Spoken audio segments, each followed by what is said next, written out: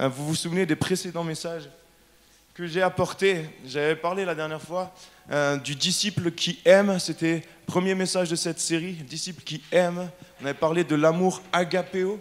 J'avais parlé également du disciple qui sert. C'était le deuxième message.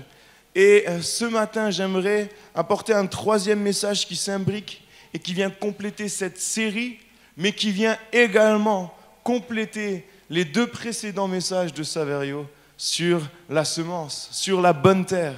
Et je me réjouis parce que je vois le Saint-Esprit qui œuvre, qui inspire de manière différente, etc. Et je me suis réjoui de voir que ce message s'imprimait dans ces deux séries. Ce matin, j'aimerais rappeler ce qu'est un disciple. On a vu qu'on pouvait être enfant de Dieu, enfin, en tout cas être chrétien, venir à l'église, mais pour autant ne pas être un disciple. On peut venir à l'église tous les dimanches, mais ne pas être un disciple. J'insiste sur ça. Un disciple, c'est une personne qui reçoit un enseignement, qui reçoit l'enseignement de son maître, qui l'écoute, qui le suit et qui le met en pratique. Et on a vu que Jésus était amour, parce que Jésus est Dieu, Dieu le Fils.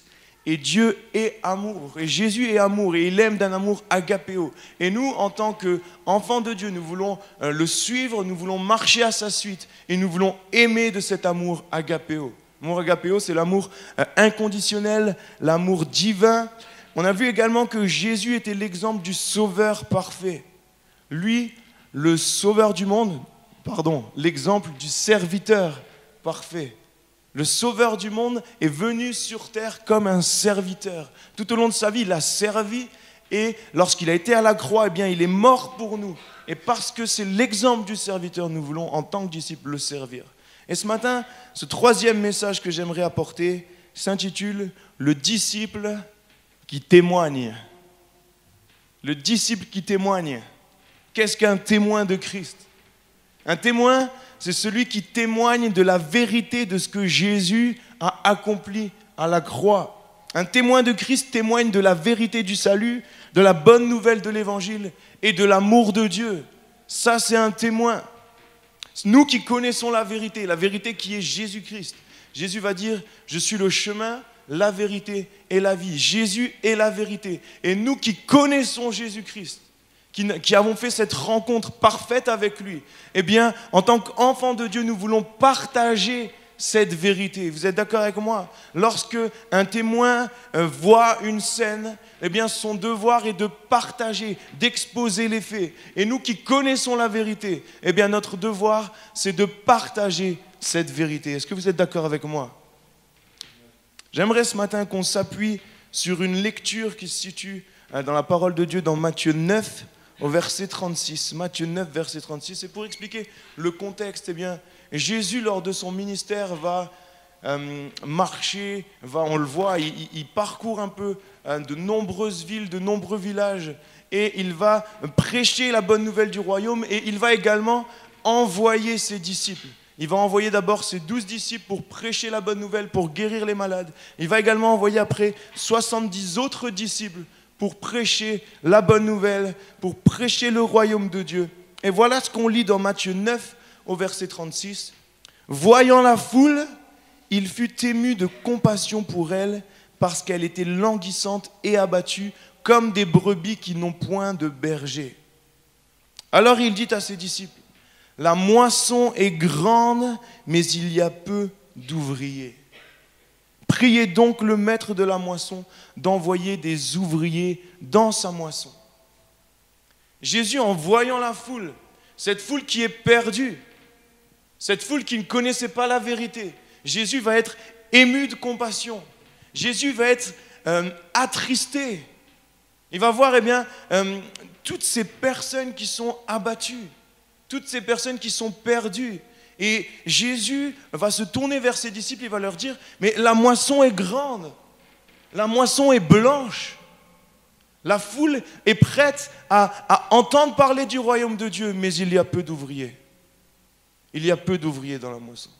Et Jésus va dire, priez le Père qu'il envoie lui-même des ouvriers. Jésus est en train de dire que la moisson est prête pour la récolte. Je ne connais pas bien tout ce qui est agriculture. Mais je sais une chose, c'est que lorsque la moisson est blanche, eh bien, les agriculteurs disposent seulement de quelques temps pour récolter la moisson. Parce qu'une moisson non récoltée est perdue. Si elle n'est pas récoltée à temps, elle se perd. Et Jésus est en train de dire, la moisson est grande, la moisson est prête.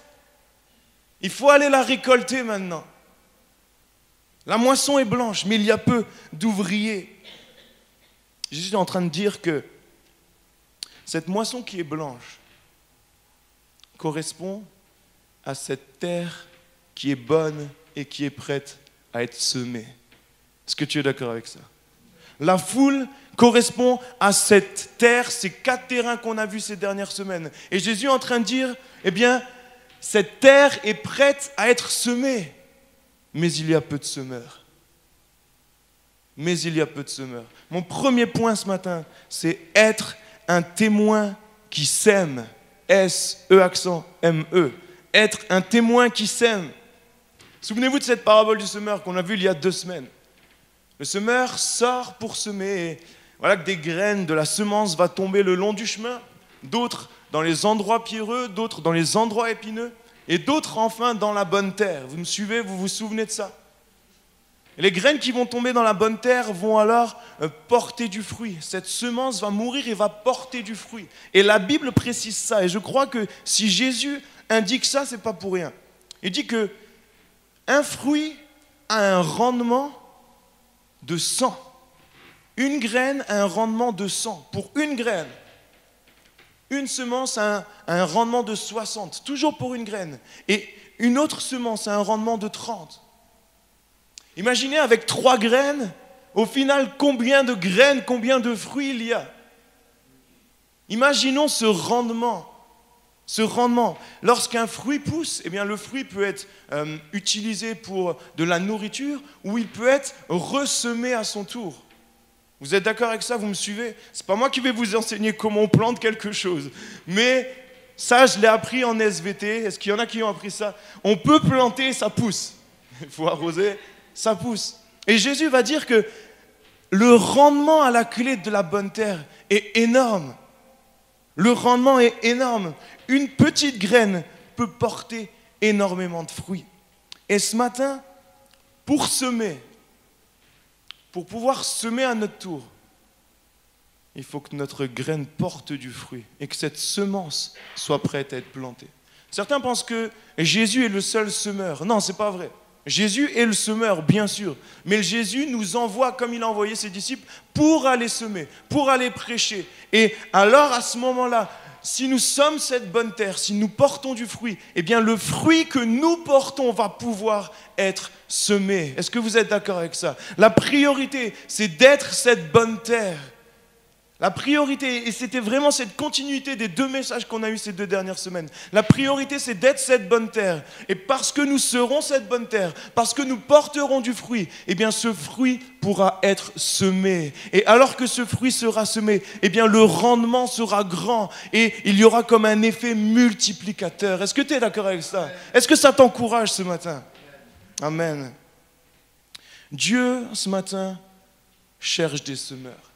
Dieu, ce matin, veut nous envoyer. Il veut nous envoyer pour aller semer la bonne nouvelle. Il veut nous envoyer pour aller moissonner la moisson qui est prête, qui est blanche. Et voilà que Jésus va être ému de compassion devant cette foule. La foule était perdue, était sans berger. Et je crois qu'aujourd'hui, cette foule est toujours la même. Elle est même plus grande parce qu'il y a plus d'habitants sur terre. Et cette foule peut-être est même encore plus angoissée aujourd'hui. Cette foule est peut-être encore plus perdue aujourd'hui. À l'époque, il y avait en tout cas la crainte de Dieu, même si elle était plus ou moins là, mais il y avait la connaissance. Aujourd'hui, on est encore plus loin qu'à l'époque. Et cette foule a besoin d'un berger. Et si Jésus était ému de compassion il y a 2000 ans, je crois qu'aujourd'hui, il est encore ému de compassion. Et je crois qu'ensemble, en tant que disciples, nous qui voulons imiter le Maître, nous devons avoir les mêmes sentiments que Christ. Et devant cette foule qui se perd, notre désir, c'est d'aller semer et de partager cette vérité de l'Évangile. Est-ce que vous êtes d'accord avec moi? Maintenant, peut-être que tu te dis, ok, il y a peu d'ouvriers dans la moisson, j'en ai conscience. Mais moi, je ne sens pas que c'est mon appel, tu vois. moi, je ne suis pas très bon, je suis assez timide. Peut-être qu'il y en a qui se disent ça. Moi, je ne me sens pas à être évangéliste. Je n'ai pas l'impression d'avoir ce ministère d'évangéliste. Voici ce que Paul va dire dans 2 Corinthiens 5 au verset 17. Si quelqu'un est en Christ, il est une nouvelle créature. Dites Amen avec moi cela. Amen. Les choses anciennes sont passées. Voici, toutes choses sont devenues nouvelles. Verset 18, tout cela vient de Dieu qui nous a réconciliés avec lui par Christ et qui nous a donné le ministère de la réconciliation. Car Dieu était en Christ réconciliant le monde avec lui-même en n'imputant point aux hommes leurs offenses, et il a mis en nous tous ce matin, la parole de la réconciliation. Nous qui faisons donc fonction d'ambassadeurs pour Christ, comme si Dieu exhortait par nous. Nous vous en supplions au nom de Jésus, au nom de Christ, soyez réconciliés avec Dieu. Paul est en train de dire que nous avons tous reçu ce ministère de la réconciliation. Nous avons tous reçu ce ministère de la réconciliation. Bien sûr que nous avons tous des dons et des talents différents. Bien sûr que nous avons tous des appels précis et nous ne sommes pas tous appelés à être des évangélistes, mais nous sommes tous appelés à aller évangéliser. Il y a différents types de ministères et on lit ces ministères dans Éphésiens 4. Il y a 5 ministères. Il y a le ministère d'apôtre, de prophète, d'évangéliste, de pasteur et de docteur. Et le ministère d'évangéliste, c'est une personne qui est zélée, ça brûle tellement en lui, il aime tellement ses âmes perdues. Et tout ce qu'il fait, c'est pour aller témoigner et annoncer l'évangile. Et peut-être qu'on n'a pas tous ce ministère d'évangéliste. Mais par contre, on a tous ce ministère de la réconciliation. Note cela vraiment. La Bible dit que c'est Christ lui-même qui nous a réconciliés. Et s'il a fallu une réconciliation, c'est parce que notre relation était coupée. Vous êtes d'accord avec ça? S'il y a réconciliation, c'est parce qu'il y a eu coupure, parce qu'il y a eu rupture. Et cette rupture, elle a lieu depuis la chute d'Adam et Ève. Parce que Adam et Ève ont péché. Nous, aujourd'hui, lorsqu'on vient au monde, on porte en nous les traces de ce péché originel. Donc, même si je mène la meilleure des vies, à cause de ce péché originel, je suis pécheur et donc je suis coupé de la présence de Dieu. C'est le cas de tout le monde ce matin. Mais Christ est venu sur terre pour nous réconcilier. Lui le juste, lui qui est Dieu le Fils, est venu sur terre sans péché. Et il est venu porter à la croix pour nos péchés. Ce sacrifice, il a porté notre condamnation à la croix. Et parce qu'il est mort, nous sommes réconciliés aujourd'hui. Et ce matin, ce ministère de la réconciliation, c'est simplement comprendre que nous sommes réconciliés. Et notre but, c'est de partager cette réconciliation pour qu'un maximum de personnes soient elles aussi à nouveau réconciliées avec le Père. Est-ce que vous êtes d'accord avec ça?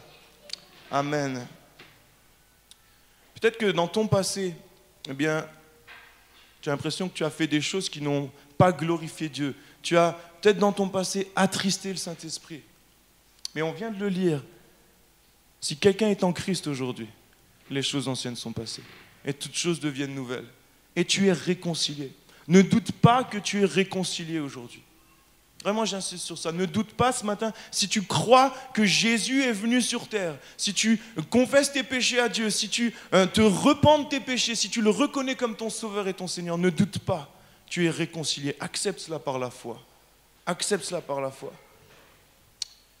Alléluia. Si nous sommes réconciliés, si nous comprenons cette mission d'ambassadeur, alors le matin, lorsqu'on va se lever, nous sommes conscients que nous avons un taf nouveau, celui d'ambassadeur. Ce matin, vous êtes ambassadeur, c'est ouf, non? Vous êtes ambassadeur de Christ. Vous n'êtes pas ambassadeur de France, vous êtes ambassadeur de Christ, c'est encore plus glorieux. Amen. Et ce matin, si notre objectif, c'est de répondre à cette fonction d'ambassadeur, alors à ce moment-là, tout ce que nous allons faire, tout ce que nous allons entreprendre va être centré sur Christ et sur cette mission qu'il nous donne. Est-ce que tu es d'accord? Le matin, lorsque tu te lèves, lorsque tu regardes ton agenda, ton planning de la journée, à ce moment-là, ton planning de la journée doit être 8 heures du matin, quand tu ramènes tes enfants à l'école ou quand tu es dans le bus, être un témoin. Tu es d'accord? 9 heures du matin, quand tu arrives au travail ou en cours, être un témoin. Enregistre-le, note-le dans ton agenda. 10 heures du matin, quand tu es en réunion ou quand Mario se lève à l'heure là seulement, quand tu es en réunion avec tes collègues ou à la pause café, ça doit être écrit être un témoin. À midi, quand tu es en train de manger, ça doit être écrit être un témoin. Est-ce que je vous endors ce matin? Le soir à 19 heures, quand tu sors avec tes amis, avec ta famille, ça doit être écrit être un témoin. Parce qu'être un témoin, lorsqu'on est enfant de Dieu, lorsqu'on aime Dieu, lorsqu'on veut être son disciple, c'est quelque chose qui brûle en nous et on ne peut pas nous arrêter. Toute notre motivation est centrée sur cette mission d'être un témoin. Est-ce que tu es d'accord ce matin? Amen. Que nous puissions vivre réellement cette réalité d'être un témoin. Ensemble, on lit dans Acte 1, verset 8. Vous connaissez sûrement ce verset. Mais vous recevrez une puissance, le Saint-Esprit survenant sur vous, et vous serez mes témoins à Jérusalem, dans toute la Judée, dans la Samarie et jusqu'aux extrémités de la terre. Voici ce que Jésus va dire juste avant de monter au ciel. Il va dire, mais vous recevrez une puissance, le Saint-Esprit survenant sur vous, et vous serez mes témoins. C'est mon deuxième point ce matin, être un témoin rempli et conduit par le Saint-Esprit. Jésus, avant de monter au ciel, va donner l'ordre à ses disciples de rester à Jérusalem. Il va leur dire, restez à Jérusalem, parce que je vais vous envoyer une puissance. Alors que je vais monter, je vais vous envoyer une puissance. Et tant que vous n'avez pas reçu cette puissance, croyez que vous allez la recevoir, mais tant que vous ne l'avez pas reçue, restez à Jérusalem. Et voilà que les disciples vont se réunir et c'est à la Pentecôte. Ils sont ensemble, ils persévèrent, ils attendent la promesse de Dieu. Et voilà que le Saint-Esprit va descendre, va se manifester. Et ils vont recevoir cette puissance du Saint-Esprit sur eux. Ils vont être revêtus de l'Esprit de Dieu. Ils vont être baptisés du Saint-Esprit. Est-ce que tu es d'accord? Baptisé en grec, eh bien, ça veut dire être immergé, être plongé. Et le Saint-Esprit veut nous plonger, veut nous immerger, veut nous remplir à ras-bord pour pouvoir nous équiper et pour pouvoir nous envoyer. Tu es d'accord avec ça? Les disciples étaient déjà convertis. Ils ont avancé plusieurs années avec Jésus et ils s'étaient convertis, ils s'étaient repentis également. Ils avaient vécu cette nouvelle naissance. Et lorsqu'ils ont vécu cette nouvelle naissance, eh bien, leur esprit a été régénéré. Donc le Saint-Esprit est venu habiter en eux. Lorsqu'on est coupé de la présence de Dieu, lorsqu'on est avant notre nouvelle naissance, eh bien la Bible appelle notre esprit en nous, l'homme ancien, le vieil homme. Eh bien, la Bible dit que cet vieil homme est coupé de la présence de Dieu. Mais lorsqu'on va se tourner vers Dieu, lorsqu'on va se convertir, lorsqu'on va reconnaître nos péchés, reconnaître que nous avons besoin de ce Sauveur, lorsque eh bien, nous passons par cette nouvelle naissance, notre esprit, ce vieil homme va mourir et va instantanément ressusciter. Et la Bible appelle ça l'homme nouveau et notre esprit est régénéré. Et à ce moment-là, le Saint-Esprit vient, lors de notre nouvelle naissance, nous remplir et habiter et demeurer dans notre esprit régénéré. Ça, c'est lors de la nouvelle naissance. Mais le baptême du Saint-Esprit, ce n'est pas ça. Parce que les disciples n'étaient pas encore baptisés du Saint-Esprit, même s'ils étaient déjà passés par la nouvelle naissance. Est-ce que vous me suivez? Le baptême du Saint-Esprit consiste à être rempli, mais revêtu de la puissance de l'Esprit. Ça, c'est le baptême du Saint-Esprit. Et je sais qu'il y a beaucoup de discorde sur ce point, mais lorsqu'on se tourne vers Dieu, la Bible dit que notre esprit est régénéré et que le Saint-Esprit vient habiter. Mais lorsqu'on est baptisé du Saint-Esprit, c'est le Saint-Esprit qui vient nous remplir. J'aimerais qu'on prenne l'exemple de Jésus. Jésus, lui qui est Dieu le Fils, Jésus va être, il avait nécessairement le Saint-Esprit en lui. Vous êtes d'accord avec ça? Jésus avait le Saint-Esprit. Pourtant, Jésus ne va pas encore accomplir d'œuvre de puissance jusqu'à son baptême d'eau. Lorsqu'il est ressorti, on lit dans Matthieu 3, verset 16, « Dès que Jésus eut été baptisé, il sortit de l'eau, et voici les cieux s'ouvrir et il vit l'Esprit de Dieu descendre comme une colombe et venir sur lui. Jésus va être baptisé du Saint-Esprit à ce moment-là. Mais Jésus avait déjà le Saint-Esprit en lui. Mais à ce moment-là, Jésus va avoir le Saint-Esprit sur lui. Le Saint-Esprit va le remplir, va le revêtir. Et à ce moment-là, eh bien, va commencer son ministère d'œuvre de puissance. Est-ce que vous êtes là? Le Saint-Esprit veut nous remplir, veut nous revêtir et nous équiper et nous envoyer. Il veut nous envoyer. On reçoit le Saint-Esprit en nous à la nouvelle naissance. Mais on reçoit le revêtement de la puissance sur nous lorsqu'on est baptisé du Saint-Esprit. Et Jésus va dire, vous recevrez cette puissance et vous serez mes témoins de Jérusalem jusqu'aux extrémités de la terre. Il va dire, maintenant que vous avez reçu cette puissance du Saint-Esprit, maintenant que vous pouvez œuvrer avec puissance, soyez mes témoins à Jérusalem, mais ne restez pas à Jérusalem. Et le problème, j'ai l'impression certaines fois, c'est que on reste à Jérusalem. On est baptisé du Saint-Esprit, on est revêtu de cette puissance de Dieu. On veut être des témoins, mais on reste des témoins à Jérusalem. On reste des témoins dans nos quatre murs, dans l'église. Mais Jésus ne nous appelle pas à cela. Jésus nous appelle à quitter Jérusalem et à aller jusqu'aux extrémités de la terre. Et en tant qu'enfants de Dieu, nous qui avons cette mission, cette fonction d'ambassadeur, eh bien nous devons comprendre que nous devons quitter les quatre murs. Revenez à l'église les dimanches, hein. Mais sortez la semaine. Revenez quand même. Non, je blague, je plaisante. Mais c'est important de comprendre que oui, on se fait du bien le dimanche matin, et gloire à Dieu pour ça. Mais c'est important de comprendre l'importance. C'est important de comprendre l'importance. C'est important d'aller semer et de simplement récolter la moisson qui est blanche. Amen. Pour gagner des âmes, nous devons sortir et atteindre les non-croyants. Nous devons aller vers le champ qui est prêt à être moissonné. Okay? On ne peut pas moissonner si on n'est pas en face du champ. Paul va dire lui-même dans Romains 10, verset 14, « Comment donc invoqueront-ils celui en qui ils n'ont pas cru? Et comment croiront-ils en celui dont ils n'ont pas entendu parler? Comment en entendront-ils parler s'il n'y a personne qui prêche? Comment en entendront-ils parler s'il n'y a personne qui prêche? S'il n'y a personne qui prend cette responsabilité? Nous sommes dans notre vie de tous les jours tellement confrontés à la foule. Nous ne vivons pas dans une société parallèle tout seuls. Nous sommes constamment avec une foule. Et le Saint-Esprit veut nous envoyer pour témoigner. Le Saint-Esprit veut nous utiliser simplement pour qu'on puisse être des lumières, qu'on puisse être des témoins, pour que son royaume grandisse. Oui, c'est bon de se faire du bien, mais c'est bon de faire grandir l'œuvre de Dieu. Est-ce que tu es d'accord? Oui, c'est bon ensemble de grandir en qualité, mais c'est bon de grandir en quantité parce qu'il y a d'autres personnes qui vont passer de l'ombre à la lumière et il y a d'autres personnes qui vont pouvoir porter du fruit et également semer à leur tour. Et le plan de Dieu, c'est ça, c'est que cette graine puisse germer, puisse donner du fruit et se multiplier. Le plan de Dieu est un plan multiplicateur. Réalise ce matin que si tu sors, si tu sèmes, eh bien, il va y avoir du fruit qui va se multiplier. En tant que disciples, nous devons réaliser cela ce matin. Vraiment, j'insiste sur ça.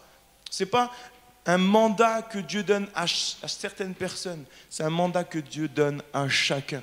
Enregistre cela.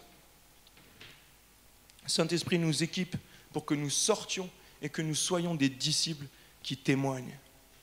Mon troisième et dernier point ce matin, c'est comment témoigner. Comment témoigner? C'est bien de vouloir témoigner, mais c'est important de comprendre comment témoigner. Témoigner, ce n'est pas parler en versets bibliques sans arrêt.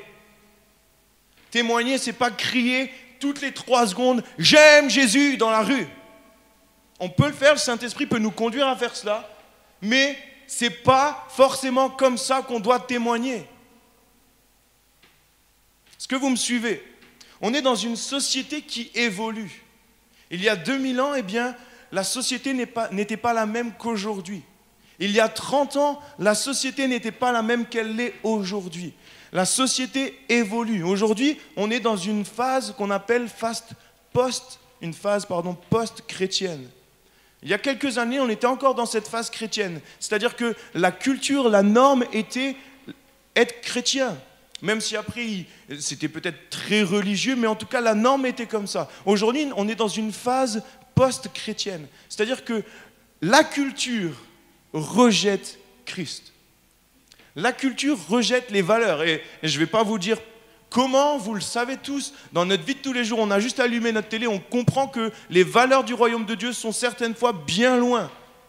La société rejette Christ. Il y a 30 ans, peut-être qu'une personne était plus à même à entendre prêcher Dieu d'une certaine manière, qu'aujourd'hui, eh bien, elle s'est endurcie et qu'il va falloir peut-être être renouvelé par le Saint-Esprit dans notre témoignage parce qu'on ne va pas pouvoir l'atteindre de la même manière. J'aimerais insister sur ça. Par contre, je ne suis pas en train de dire qu'il faut rejeter les méthodes qu'il y avait il y a 30 ans, il y a 50 ans ou depuis 2000 ans. Non. Soyons remplis par le Saint-Esprit. Il y a 30 ans, eh bien, aller dans la rue avec une guitare et chanter, ça marchait. Et je ne suis pas en train de dire qu'aujourd'hui, ça ne marche plus. Comprenez bien. Mais simplement, soyons sensibles à ce que l'Esprit veut faire. Dieu est un Dieu créatif. C'est lui le créateur, c'est le plus créatif de nous tous. Et parce qu'il est créatif, eh bien, alors que le monde est en train d'évoluer, dans sa créativité, il a des stratégies d'évangélisation, il a des manières de faire qui sont renouvelées. Et qu'on puisse simplement chercher la manière dont le Saint-Esprit veut qu'on témoigne. On est dans un temps d'apostasie, peut-être vous avez entendu ce mot. Apostasie, c'est renier la foi chrétienne. On est dans une société vraiment qui n'évolue pas dans le bon sens. Soyons renouvelés par le Saint-Esprit et conduits par le Saint-Esprit. Témoignage, premièrement, eh bien, ça passe par notre comportement. Témoigner par notre comportement, c'est qui je suis.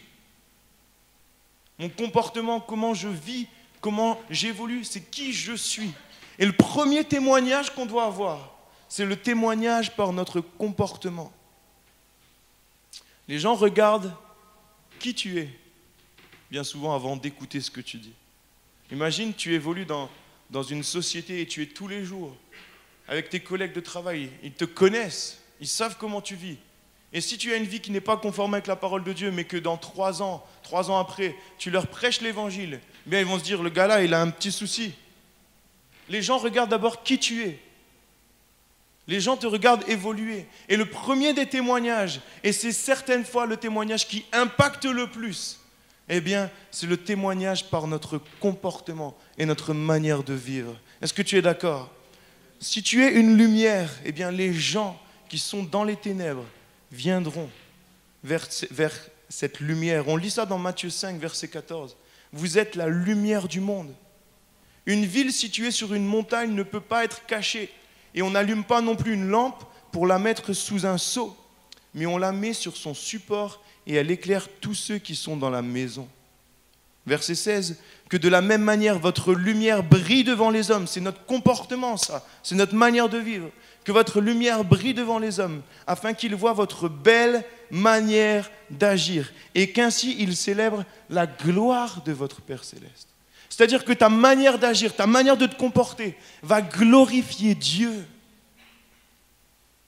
Il est écrit qu'une ville ne peut pas être cachée. C'est-à-dire que nous qui avons la lumière, la vérité de l'Évangile, nous ne devons pas nous cacher. Nous devons partager cette lumière. Nous devons partager cet Évangile. D'où l'importance de sortir des murs et d'aller témoigner.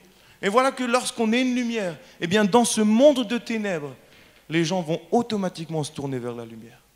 Et ils rendront la gloire au Père Céleste. Est-ce que tu es d'accord? J'aimerais juste donner un petit témoignage. Quelque chose que j'ai vécu cette semaine. On a une société à Dudelange. Dudelange, c'est la frontière avec le Luxembourg. Et voilà que, juste en face de notre société, il y a un petit restaurant italien. Et mon père est accro à ce petit restaurant italien.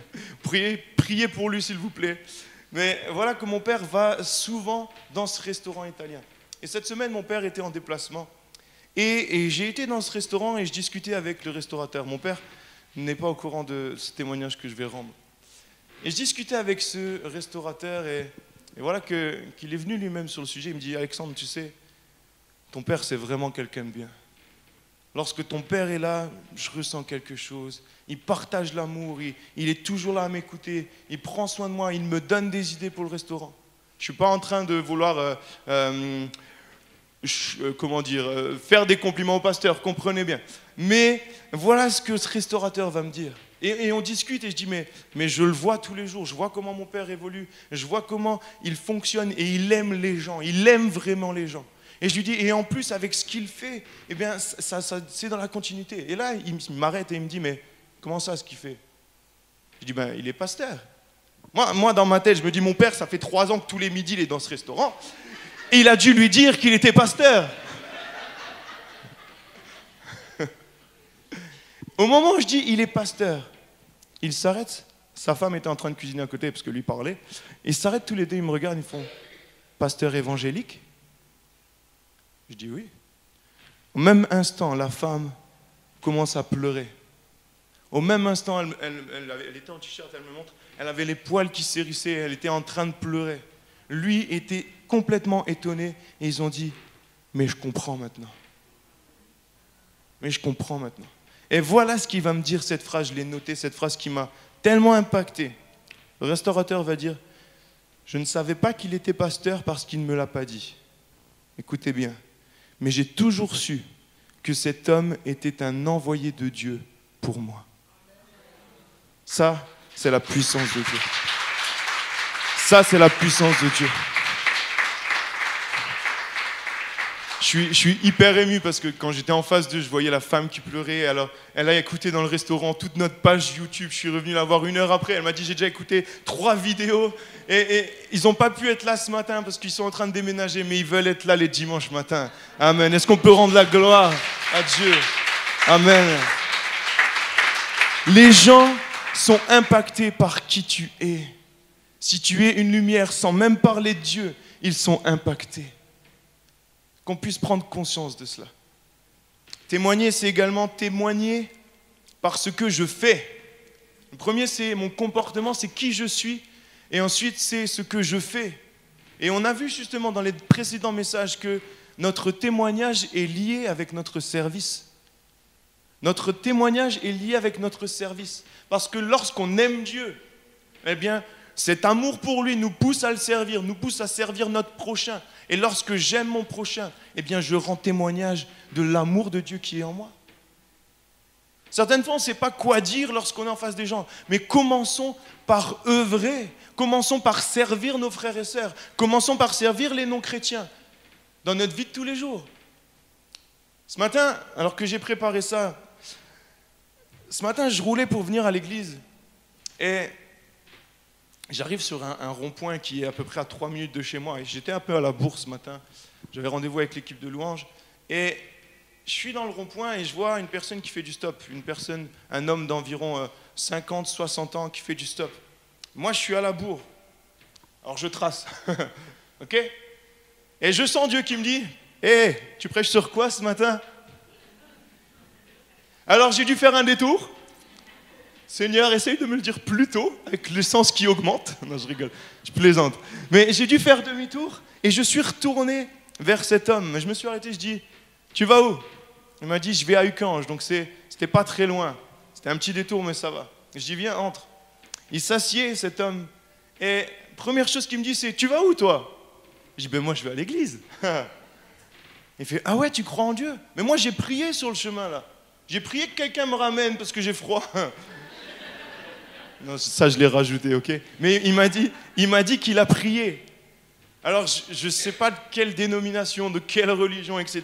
cet homme est. Mais en tout cas, j'ai pu témoigner de qui on est, les évangéliques. Il a dit, mais je connais certains évangéliques.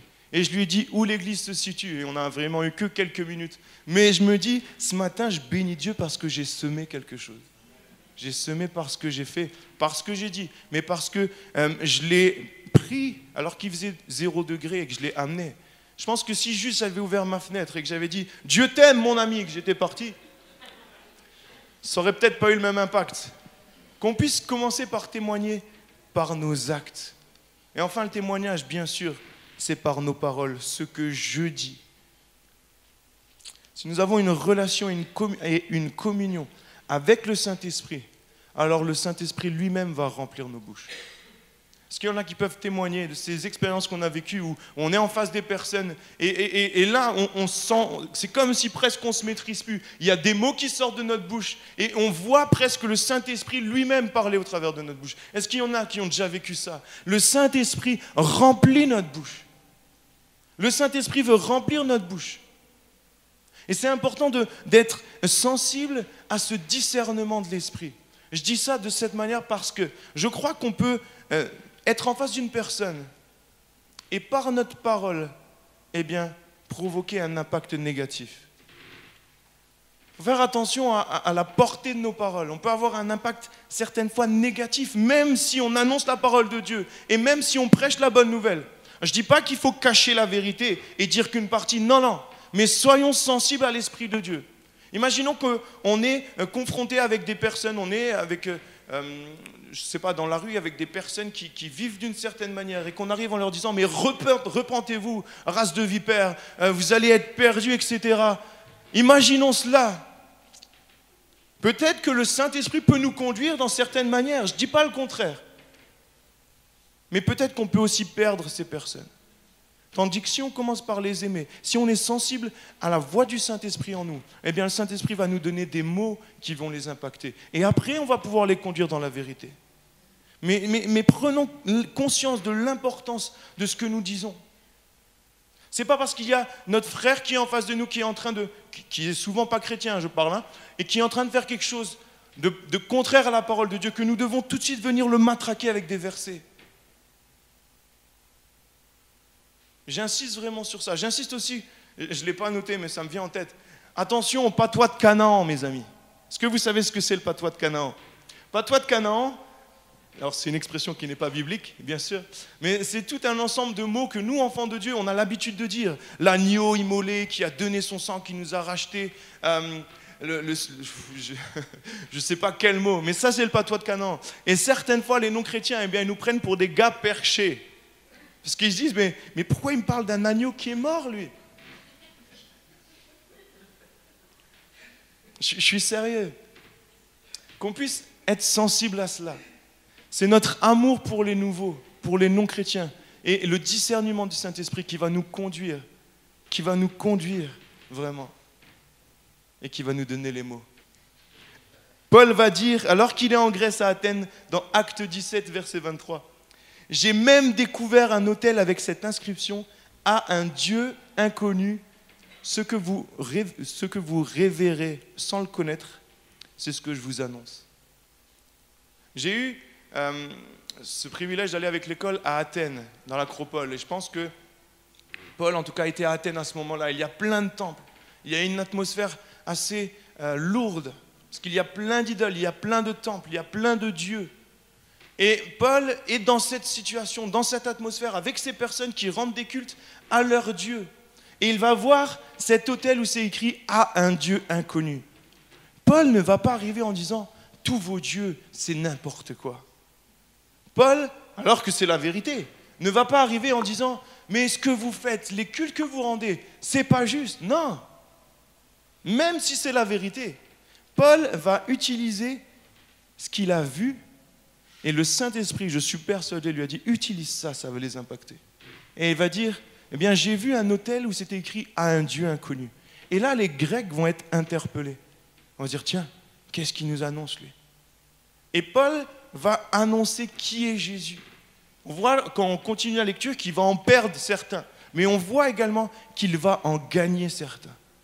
Et je crois que le Saint-Esprit, aujourd'hui, dans un monde qui évolue, eh bien, veut nous rendre sensibles, nous donner de nouvelles stratégies, de nouvelles méthodes d'évangélisation. Je crois que le Saint-Esprit a des plans créatifs pour nous. Que nous puissions simplement être sensibles. J'invite les instruments à revenir. J'aimerais terminer, mais comprenons ce matin que le Saint-Esprit veut remplir notre bouche.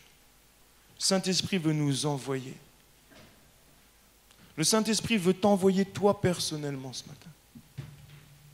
La moisson est grande. La terre est prête à être semée. Va avec le fruit que tu portes. Va semer ce matin. Va semer ce matin. Nous avons reçu ce ministère de la réconciliation. C'est un mandat pour chacun d'entre nous, qu'on puisse comprendre vraiment l'importance de cela. Et parce que nous sommes des disciples, eh bien nous voulons imiter Christ, le Maître, et Jésus-Christ témoigner, et les disciples témoigner, qu'on puisse faire pareil ce matin. J'aimerais simplement qu'on puisse courber nos têtes ensemble. Saint-Esprit veut nous envoyer ce matin. Le Saint-Esprit veut nous équiper ce matin. Et peut-être que ce matin, eh bien, tu dis, ok, Seigneur, j'aimerais recevoir moi aussi ce baptême de l'Esprit. J'aimerais moi aussi recevoir cette puissance, ce revêtement de puissance. La Bible dit que lorsqu'on demande à Dieu de nous donner son Esprit, eh bien, il le fait. Et Dieu veut donner son Esprit à tous. À tous, il veut donner son Esprit. À chacun, il ne fait pas de favoritisme. Dieu veut donner son esprit à chacun. Alors demande-lui ce matin et crois avec foi que alors que tu demandes, eh bien tu reçois. Saint-Esprit veut te revêtir de sa puissance ce matin et il veut t'envoyer. Peut-être que tu te sens timide, peut-être que tu ne te sens pas capable, peut-être que tu dis oui mais moi j'ai tellement peur d'aller vers les gens. J'ai tellement peur d'ouvrir ma bouche. N'aie pas peur ce matin. N'aie pas peur ce matin. Témoigne déjà par qui tu es. Témoigne déjà par tes actes. Et tu verras le Saint-Esprit t'utiliser. Même si aujourd'hui tu es timide, tu verras que le Saint-Esprit t'a donné un esprit de force et non de timidité. Et il va t'utiliser. Peut-être que ce matin tu te dis oui mais moi c'est complètement autre chose. Moi je vis ma foi, j'aime Dieu. Mais j'ai honte d'en parler. J'ai honte de parler parce que j'ai peur des réactions des gens, j'ai peur de comment ils vont me voir maintenant, j'ai honte. Paul va dire dans Romains 1, verset 16, « Car je n'ai point honte de l'évangile. C'est une puissance de Dieu pour le salut de quiconque croit. » Va au-delà de ta honte ce matin. Parce que si tu ouvres ta bouche, la personne en face de toi pourra passer de l'ombre à la lumière. Sois simplement visité par le Saint-Esprit ce matin. Je vais prier et après je laisserai la place à Pasteur Saverio. Seigneur, nous voulons nous présenter devant toi ce matin. Et on te réclame ce matin que tu puisses, toucher nos cœurs. Seigneur, nous voulons répondre à cet appel. Nous voulons répondre à cet appel du témoignage, Père. Nous voulons que tu nous conduises, nous voulons apprendre à être conduits par toi. Et vraiment, on te réclame, Saint-Esprit, dans nos vies. Vraiment, on te réclame, Saint-Esprit. Viens chasser notre peur. Viens peut-être chasser notre honte. Viens chasser tout ce qui nous empêche, tout ce qui nous retient. Mais qu'on puisse avoir ce zèle. Qu'on puisse comprendre l'importance, Seigneur, de témoigner. Au nom de Jésus. Seigneur, je te prie de bénir chacun dans ce lieu. Je te prie de fortifier, d'encourager. Ce matin, ce n'est pas un message de culpabilité, peut-être parce qu'on ne témoigne pas. Au contraire, c'est un message d'encouragement pour qu'ensemble, on s'encourage et qu'on témoigne. Viens encourager, Saint-Esprit, ce matin, chaque personne dans ce lieu. Au nom de Jésus. Amen.